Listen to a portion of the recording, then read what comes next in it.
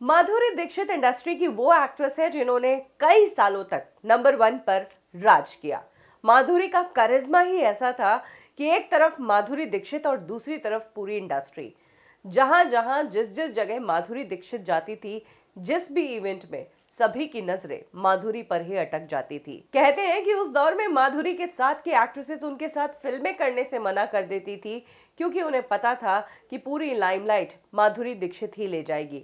In fact Juhi Chawla ने दिल तो पागल है फिल्म इसीलिए नहीं की क्योंकि वो माधुरी के साथ सेकंड लीड का रोल नहीं करना चाहती थी। लेकिन आज माधुरी से जुड़ा वो किस्सा मैं आपको बताऊंगी जहां पर माधुरी मेन गेस्ट थी। उस शाम का मेन अट्रैक्शन माधुरी को बनना था, लेकिन उस महफिल को दूसरी एक्ट्रेस लूट ले गई। ये किस्सा तब का है जब माधुरी इंडस्ट्री में टॉप पर थी, जबकि इंडस्ट्री में कंपटीशन भी गजब का था।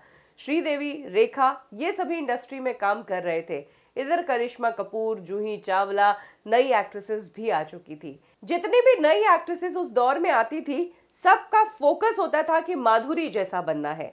लेकिन इंडस्ट्री में एक एक्ट्रेस ऐसी आई थी जिसका फोकस था कि नंबर 1 पर जाना है, चाहे बाय हुक हो या बाय क्रुक हो। यही कारण है कि इस एक्ट्रेस ने जल्दी पॉपुलैरिटी पाने के लिए उस दौर में एक टॉपलेस फोटोशूट किया, और उस फोटोशूट के बाद ये एक्ट्रेस सभी तरफ पॉपुलर हो गई। ममता कुलकर्णी की मैं बात कर रही हूँ। हालांकि इस फोटोशूट के बाद ममता कुलकर्णी को बहुत बैकस्लैश झेलना पड़ा, उन पर बैन लगा, उन पर कई एफआईआर्स भी हुई और ममता कुलकर्णी ने घर से निकलना बंद कर दिया था। इसी टाइम पर हुआ ये कि माधुरी की एक फिल्म का इवेंट था और माधुरी के मैनेजर रिक्कू राकेश नाथ ने ममता कुलकर्णी को उस इवेंट के लिए, फिल्म के प्रीमियर के लिए बुलाया। ममता कुलकर्णी वैसे तो सभी को मना कर रही थी, लेकिन रिक्कू को ममता कुलकर्णी ने मना नहीं किया, क्योंकि वो जानती थी कि माधुरी जैसा या माधुरी जैसी फिल्में अगर कोई शख्स मुझे दिला सकता है तो वो राकेश नाथ ही है। यही कारण है कि ममता कुलकर्णी मान गई, लेकिन एक शर्त उन्होंने रखी कि मैं प्रीमियर पर तब आऊंगी जब थिएटर में सभी लोग पहुंच चुके होंगे और लाइट्स डिम हो जाएगी, तब मैं लोगों के बीच में एंट्री नहीं मारूंगी। राकेश नाथ ने ममता कुलकर्णी की ये बात मान ली। हुआ भी यूं ही, जैसे ही सभी लोग थिएटर में पहुंचे, ममता कुलकर्णी लास्ट में पहुंची, लाइट्स डिम हुई, तब ममता कुलकर्णी थिएटर के अंदर गई और लास्ट में चुपचाप कोने की सीट पर जाकर बैठ गई ताकि किसी की नजरों में ना आए।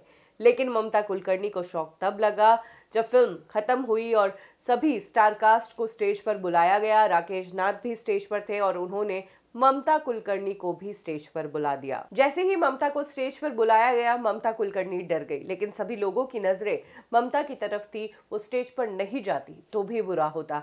ऐसे में ममता को स्टेज पर जाना ही पड़ा। ममता ये सोच रही थी कि अगले ही फिल्म में या तो उन पर जूते पड़ेंगे या टमाटर पड़ेंगे, लेकिन हुआ कुछ अलग। थिएटर में मौजूद लोगों के बीच से एक शख्स उठा, उसने गुलाब का फूल ममता कुलकर्णी पर फेंका और कहा, ममता आई लव यू। और अचानक पूरा थिएटर जो है ममता आई लव यू के नाम से गूंजने लगा। सभी लोग ममता ममता करने लगे, जिसके बाद ममता कुलकर्णी को बहुत खुशी हुई। और जिस ट्रॉमा में ममता कुलकर्णी जी रही थी कि उनसे बहुत बड़ी गलती हो गई, उन्होंने ये फोटो शूट करके बहुत बड़ी गलती करी, वही ममता कुलकर्णी अब यंगस्टर्स के बीच पॉपुलर हो चुकी थी, सेक्स सिंबल बन चुकी थी और लोग उन्हें देखना चाहते थे। ये इवेंट माधुरी का था, लेकिन हॉल में ममता के नारे गूंजे, जो कि काफी शॉकिंग था, क्योंकि इससे पहले ऐसा माधुरी दीक्षित के साथ कभी नहीं हुआ। और इसी इवेंट ने ममता कुलकर्णी की इंडस्ट्री में लाइफ और ज़्यादा बढ़ा दी। बड़े बड़े फिल्म मेकर्स जो इस टॉपलेस फोटोशूट के बाद ममता को अपनी फिल्म से निकालने का सोच रहे थे, उन्होंने ममता को अपनी फिल्म में लिया और 2-3 बोल्ड सीन्स डाले। उन्हें पता था कि ममता कुलकर्णी चलने वाली है, क्योंकि वो इस इवेंट में ममता की पॉपुलैरिटी की एक झलक देख चुके थे।